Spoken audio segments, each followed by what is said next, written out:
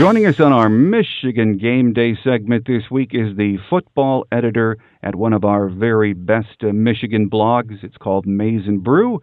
And joining me is Joshua Henschke. Joshua, great to have you on the show for the first time. Hi, thanks a lot for having me on. I appreciate it. Well, as we all know, Joshua, camp is right around the corner, football camp that is. Michigan fans ready for another season. And, you know, it's fun to look at the talent on Team 135. There's no shortage of that. And look at what we think could be the season and dream about that.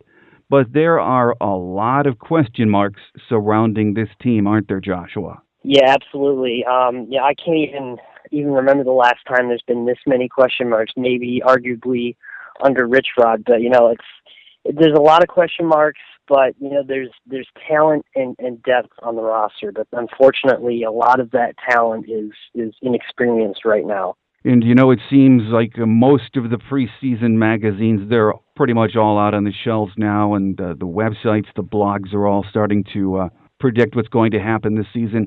It seems like everyone is focusing on an Ohio State, Michigan State in the East Division.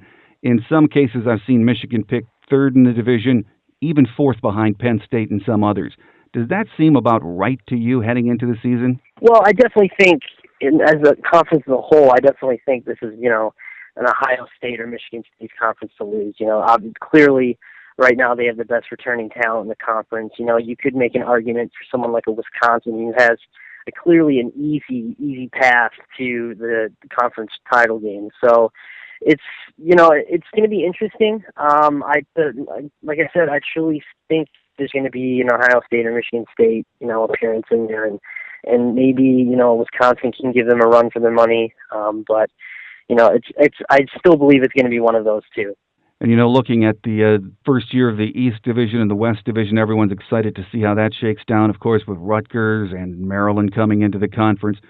But I think across the board in most of the preseason publications, again, the Big Ten is not held in very high regard, are they? Yeah, absolutely. It's one of those conferences that's been, on a downward slide for a while. So I think what they need is a big bowl win, and definitely Michigan State's Rose Bowl victory last year definitely helped the conference's cause. But it's against at teams like the SEC and stuff like that in big bowl games. They've definitely suffered. So I don't know what it's going to take to get the conference back in good graces, but maybe even national championship by an Ohio State or a Michigan State or something like that. It's definitely been a downward slide. Well, I think it's going to probably take a couple of years of some good bowl games, favorable records as a conference in the bowl games against good opponents. I agree. It's definitely going to be a process. It's not going to be something that's fixed in like 1 or 2 years. It's definitely needs to be consistency. Something that Michigan needs as well to get back into the good graces. They need consistency as well, especially against good teams. Well, Joshua, getting back to Michigan, we're very young. You've heard Brady and others on his staff say that a lot, and we all know it's very true. It's not an excuse. It's just a fact. There are a lot of young guys that are going to have to perform at a high level if Michigan is going to turn the corner this year. Would you agree? Yeah, absolutely. And I think it starts with the, returning leadership. A guy like a Devin Gardner, Jake Ryan, Blake Countess, guys like that. There's not that many seniors on this roster, but I definitely think these younger guys are going to rely on the older, more experienced players to kind of help them along. Because it's definitely, I almost feel like it's going to be a transition year, but at the same time I don't, because I really want to see the team grow and become, more experienced and not have that mid-season, fallout that they've had in seasons past. So I definitely think that starts with the senior leadership and works its way down. Well, the one group we have to really see step up is that offensive line. We all know that. Despite all of the weapons Michigan has, and there are plenty at receiver and in the running game, and of course Devin.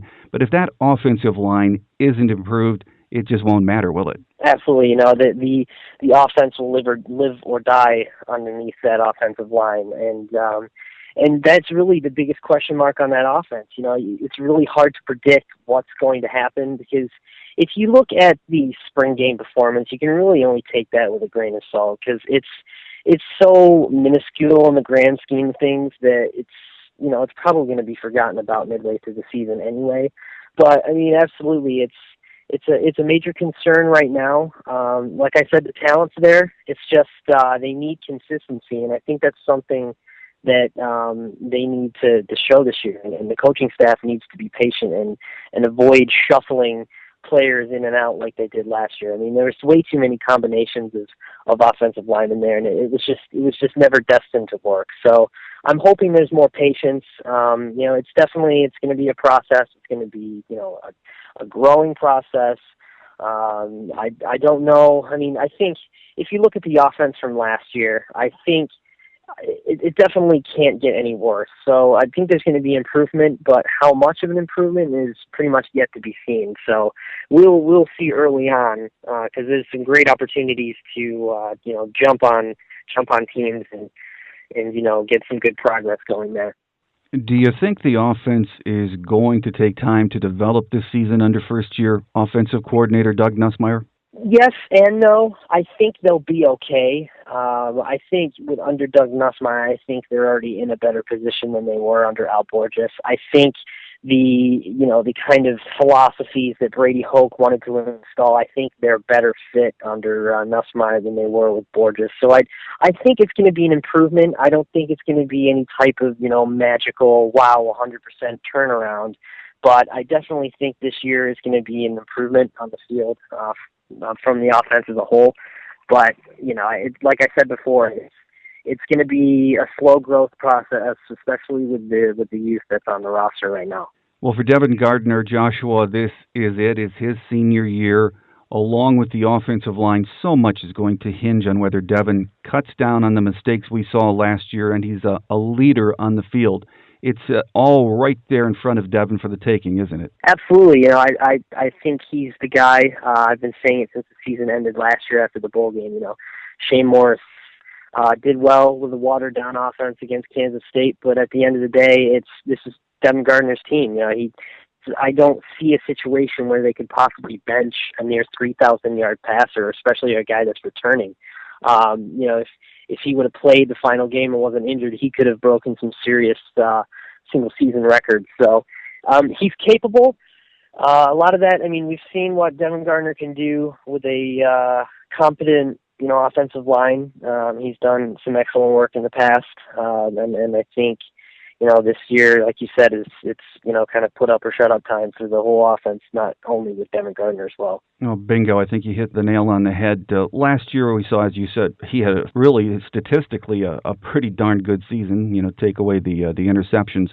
Mm-hmm. But when you really look back at last year, by midseason, he was one beat-up guy, and if he wasn't throwing on the run, he couldn't stand there long. So that offensive line has to help him out this year. Absolutely. I think that whole offense was just kind of worn down, and it almost seemed like they were shell-shocked. They were just beat up, worn out, kind of just, it was a very strange time last year. But coming into this year, absolutely, I would like to see Devin Gardner run less. If the longer he can stay in the pocket and the longer the offensive line can keep him in the pocket, I think it's going to be more successful in the long run, and we can avoid injuries like he suffered against Ohio State last year. So, this year he could again put up some nice numbers. If he didn't struggle early on last year, his season probably would have been pretty great, even better than it was towards the latter half of the season. So, yeah, again, all the offense, every single question mark falls back on the offensive line. So, again, we'll see what happens, but they're fortunate enough that Devin Gardner can make plays on his feet as well when need be. With us on our Michigan Game Day segment this week is the football editor at Maize and Brew, one of our very best Michigan blogs, Joshua Henschke. Joshua, when we look at this offense, are we overestimating, or does this offense have, in your mind, what it takes for Michigan to compete and win, especially in big road games like Notre Dame, in East Lansing, and then down in Columbus? That one's going to be tough. I think... Ohio State is, I wouldn't say light years ahead of Michigan, but they're definitely, as far as talent and how the team is, competing and playing. I think they're ahead of Michigan right now. Obviously, the past couple of seasons, Michigan has played Ohio State very well and have suffered single-digit losses, which is an improvement. Obviously, you want to beat the Ohio States and Michigan States of the world, but it's the offense has a lot of inexperienced youth, especially you got the receivers. You've got three guys who basically had somewhat receiving experience last year in Funchess, Chesson, and Norfleet, and the only guy that's returning with some solid numbers, I guess if you want to call it, is Devin Funchess with over 750 yards receiving. So it also shows how much of an impact Gallen made on the offense last year. So it'll be interesting to see how they recover with Gallen's absence. And then you want to move over to the running backs. Derek Green and Devion Smith, both of those guys, they had playing time, but not as much as you would like as returning guys. So there's a lot of inexperience there, and I think that's the kind of experience they're going to have to gain on the fly this year. So we'll definitely see if that's something that they can pick up as the season progresses. But I'm not sure, if the season started today and they had to open up against a Michigan State or an Ohio State, I'm not sure how well Michigan would fare against them right now. Well, over on the D, there's a nice combination of talent and depth at linebacker, the secondary, and in the trenches. But really, that's about all we can say about this unit without having seen them play. Exactly. The linebacking core is extremely deep. A lot of good guys that can shuffle in and out there, which is excellent. I think it's finally Michigan's finally starting to get some decent depth on the defense. That's something that Michigan hadn't had on a very long time. So it's very encouraging to see. You've got guys like Blake Countess returning. Had 7 interceptions last year, which is a huge improvement. If you want to look at defensive back growth over the years, that's quite a great number if you consider seasons past. But yeah, there's a lot of good talent that can be shuffled in there. Again, there are some areas of inexperience. I'd like to see the defensive line take a step up this year. I think Michigan's been lacking a decent pass rush for quite some time. Maybe if you want to make an argument for Van Bergen and a Mike Martin since those days, but that's definitely a area of concern for the defense so far. Well, overall, Joshua, any players you think are going to have a breakout year, maybe a Freddie Canteen, Jabril Peppers, everyone expects him to walk on and be an All-American, but any others you can think of? Well, I think, Freddie Canteen, I've been really excited since Michigan recruited him. I followed his recruitment. I really thought he was a solid, under-recruited guy, and I think Michigan really got a steal. Again, like I said, you can't really take a spring game performance and make it translate to what it's going to be like in an actual game situation. But, he's shown that he's got somewhat of a mastery of the offense, and he's fortunate enough to be coming in for a first-year coach, so everyone's kind of learning the scheme. So he's in a perfect situation to break out. I think Michigan needs a number 2 receiver. So, and I definitely think he's going to be getting the start as the second wide receiver, and I definitely think he's going to be the guy that breaks out this year. Do you think Jabril Peppers is in the starting lineup, or is he just going to, be eased in? It's really hard to make a case for Jabril Peppers right now. Everyone talks about how fantastic he is, and I'm sure he's going to be a very good player. But to make labels like people have in the past, like the next Charles Woodson, I think is a bit premature. I'd like to see him, play a defensive snap first to play a collegiate game. But I think he's going to be a guy that, that's going to be very valuable to Michigan. He can do many things. He can return kicks, he can return punts, he can, make tackles, he can make interceptions, he can even play on the offense if need be.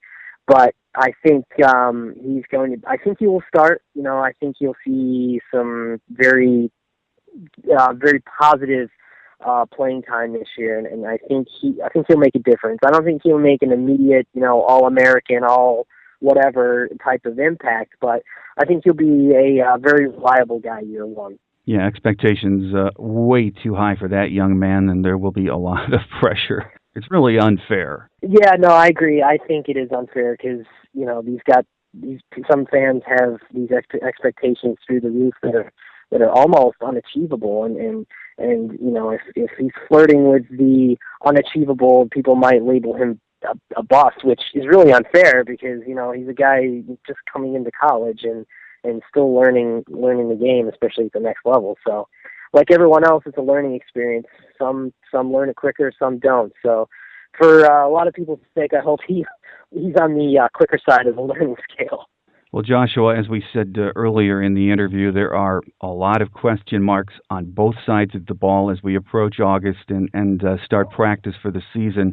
Are you like many of us that follow this team, fans, reporters, and when the sun sets, you just don't know what to expect from this team this year? Yeah, absolutely.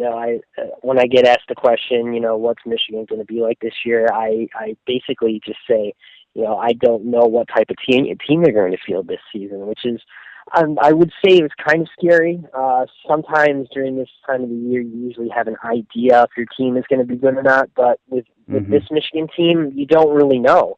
I'm hoping that there's not a repeat of a 7-6 season because that would be near catastrophic for pretty much everyone involved. But I honestly think this year will be better than last. I mean, I think if there's such thing as a rock bottom, I think 2013 was pretty much rock bottom, and it's pretty much all up from here, I'm hoping. So, again, we'll see. I think, Notre Dame, second week of the season at Notre Dame is going to be the first real test to see if they can handle the pressure. Yeah, that's going to be a pivotal game, if for nothing else, from a psychological perspective, heading into the Big Ten season. Absolutely, and it's always, since considering it's the last game too, you always want to end that series on a high note too. So, it'd be nice to make that take off that rivalry series with a bang. So. No excuses for the youth. I know we've been talking about that for a year. In the off season, definitely. You've heard Coach Hoke talk about, hey, we're young, and we all know that. And as you said just a moment ago, a 7-6 season again this year would be catastrophic for everyone. But what do you think is an acceptable record for this team this year? Well, I've said 9 wins. I think anything over 9 wins is a total bonus and a fantastic year. I think the way the Michigan's home schedule is set up is they can build momentum because they've got some weaker teams coming in. Arguably, you can make an argument saying that Penn State's probably going to be their most difficult game, especially because considering the always hype follows a night game. So, the away schedule again is difficult. Like I said, Notre Dame, you got to go to East Lansing, you got to go to Columbus, and you also got to go to a hungry Northwestern team that's got blood in their set in their minds because they've been had some really funny games against Michigan the past couple of seasons. That's kind of, if I was in Northwestern shoes, that I'd be kind of upset about and want to seek revenge. So it's going to be interesting, that if they can put together a solid string of home wins like they have shown in the past, they might make a pretty good run towards 9 wins. So, it's really hard. Again, it's really hard to predict right now because, again, we'll see how they look against Notre Dame at Notre Dame to see how they're doing. But I don't know. I mean, I think, like I said, 9 wins, I think, is the kind of, towards acceptable. Obviously, you don't want to shoot for 9 wins or for low expectations, but it's definitely for this type of team, it's definitely something that's manageable this season. Well, in those 9 wins, do you think one of them has to be against a Michigan State or an Ohio State? I don't know if you have. I mean, obviously, you want to beat Michigan State and Ohio State every single season. So I think if one of those wins is against one of those teams, that'd be a great season. I don't know at this point. I don't know who you would rather beat. I mean, that you might want to beat Michigan State more, considering they're the coming off a Big Ten championship season. So I mean, it's tough. Michigan State's really turned it around. They've done a fantastic job of putting a solid team together for a few years now. So, it's tough. Michigan State's really changed the landscape of the Big Ten with their run last year, and then hopefully hopefully they can keep it up. I would prefer Michigan State to be a great team, so it'd be competitive against Michigan every time they play them, and same for Ohio State.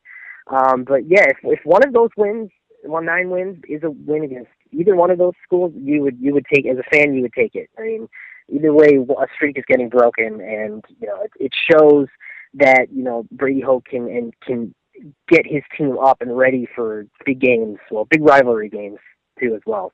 Well, if this team isn't 9-3 and somewhere else 8-4, 7-6, do you think the grumbling about the direction of the program under Brady Hoke is really going to amp up? If it's if the team is shooting below expectations and they're really heading towards another 7-6 season, I definitely think so. I think this year mainly just depends on if the team can show improvement throughout the season. I think a lot of Michigan teams in the past have kind of fallen apart as the season progresses, especially after the midway point. You've seen Michigan start how many times 5-0, 6-0, and then just completely bottom out after that. So I think if the team can show improvement and obviously get more wins than they did last year, I think the grumbling will die down a little bit. But considering the Michigan fan base as a whole, I think there's always going to be some type of grumbling, no matter who the coach is. Well, last question for you, Joshua, and this is really a conference question. If you had to pick today, who comes out of the East and the West divisions to meet in Indy for the Big Ten Championship in December? I would say it's going to be real close between Ohio State and Michigan State this year, I think.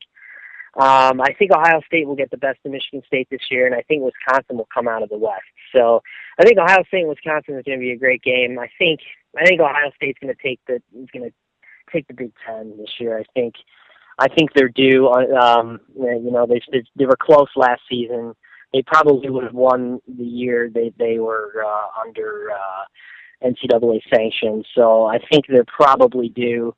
And we'll see what happens. They've got a very experienced and very solid squad returning this year. So we'll see what happens. It's going to be an interesting year, but the nice thing about college football is nothing is ever guaranteed. So we'll see what happens. Now, you are right on about that, and we don't have long to wait now. Our guest on the show today has been the football editor at Maize and Brew, and I will have the link up on my show notes page, one of our very best Michigan blogs. The guys do a great job there. Our guest has been Joshua Henschke, again, who's the football editor. Joshua, thanks for coming on the program for the first time. Enjoy August, and we look forward to getting you back on during the season to talk some Michigan football. Not a problem. Thanks a lot. I appreciate it. Coming up next, Wolverine Quick Hits as we wrap it up for another week here on the Michigan Man Podcast on GBMW Go Blue, Michigan Wolverine.